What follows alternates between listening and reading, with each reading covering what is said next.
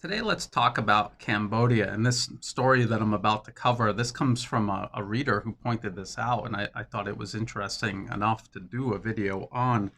Now, Cambodia in the past used to kind of have a rocky relationship with Thailand, who they share a border with. I remember years ago were actually artillery duels and armed skirmishes on the border, and this was over a heritage site that there was a dispute over. But there was also the fact that the U.S. backed opposition here in Thailand, when they were uprooted, they actually fled to Cambodia and they were operating from Cambodian territory, and that was quite problematic back then. And at the time, Prime Minister Hun Sen of Cambodia did quite a bit on behalf of the U.S. to kind of facilitate U.S. foreign policy in the region. But I'm happy to say that that has changed quite a bit in more recent years. Relations between Thailand and Cambodia have actually improved a lot, and that's all owed to the U.S. being pushed out of the region, basically, and all the cooperation that's being fostered by people just wanting to do business, and with China setting the example for that.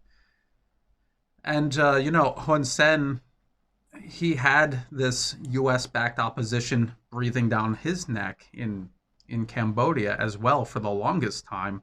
And when he finally decided to do his, I would say, sharp pivot from west to east, from the US to China, he uprooted the opposition. They're now based out of Washington, D.C. He uprooted the US funded fake NGOs that were infecting Cambodian civil society, and he scared off the US funded fake media that was also operating in Cambodia. So a lot has changed in Cambodia in recent years. Now, this is a story from Voice of America, which is U.S. State Department funded media. The headline is Cambodia Demolishes Second U.S. Built Facility at Ream Naval Base. And this was a boat maintenance facility. You can see a picture of before and after. It's gone. And this is a story from CSIS. It's one of these big arms, big oil, big bank funded think tanks. And actually, their story here gives some better pictures of what the facility looked like. It wasn't a huge facility, but it was a US funded and built facility nonetheless. And it was a facility at a Cambodian naval base. So this was kind of the US trying to sneak its way in militarily in Cambodia. And what I want to do is and the U.S. claims that these are being demolished to make room for Chinese facilities. So keep that in mind. But let's look at a map here of where this base is, and let's look at what's going on in Southeast Asia, basically. So this is Cambodia. That is the capital, Phnom Penh, and this is the Ream Naval Base.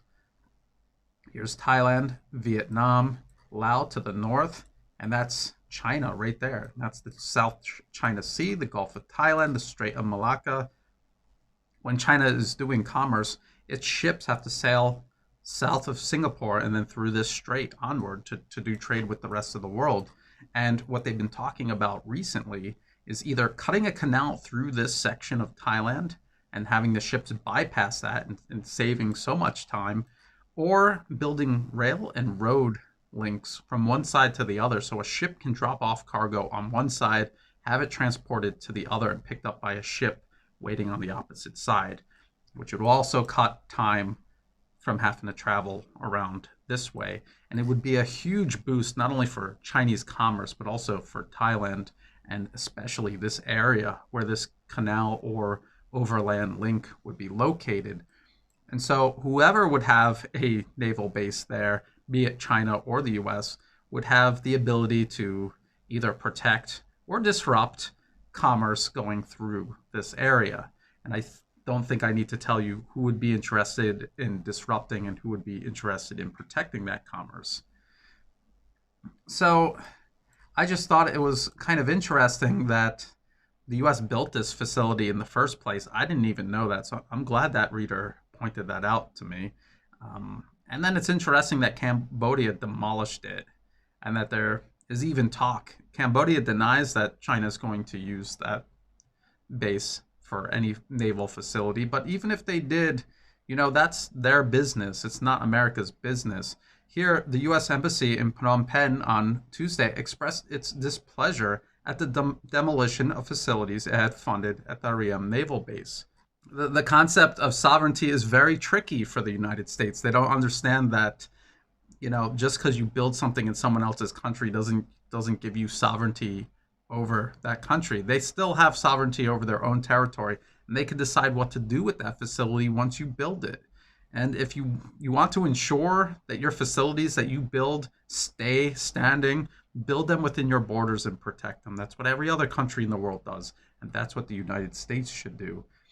And the U.S. is going to say that if China does do something at that naval base, that it's another sign of Chinese expansion. And I just want to put that in perspective here.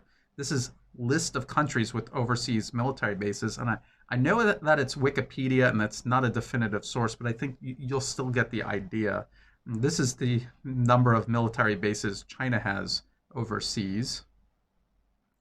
Okay, 4. They might have like more than one. Who knows? In some of those countries, who knows? Here's Russia, enough to warrant a little map, and it shows you that they're mostly in former Soviet territories, which makes sense.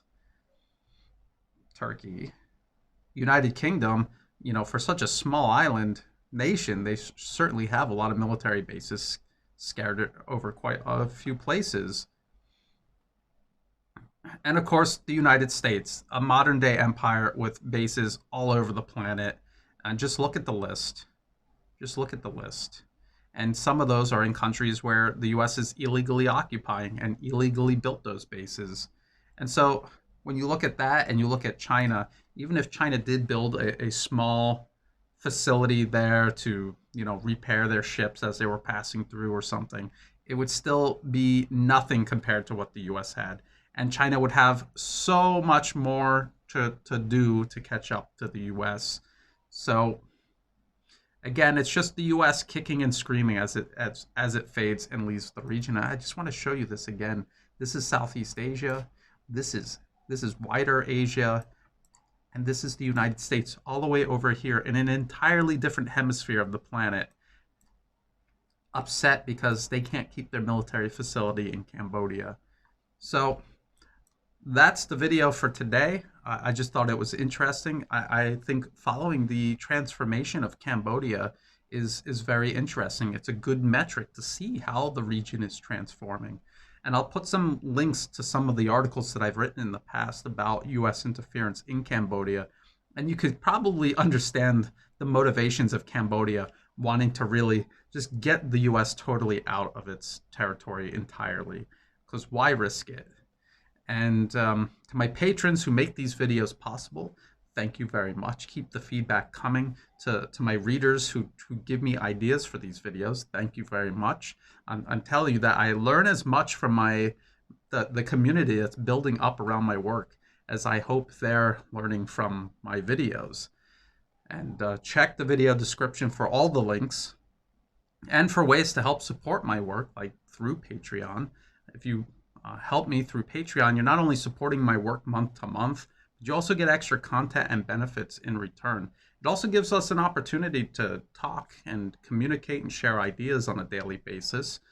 And to everyone who has been helping me in every way, thank you very much. And as always, thank you for watching.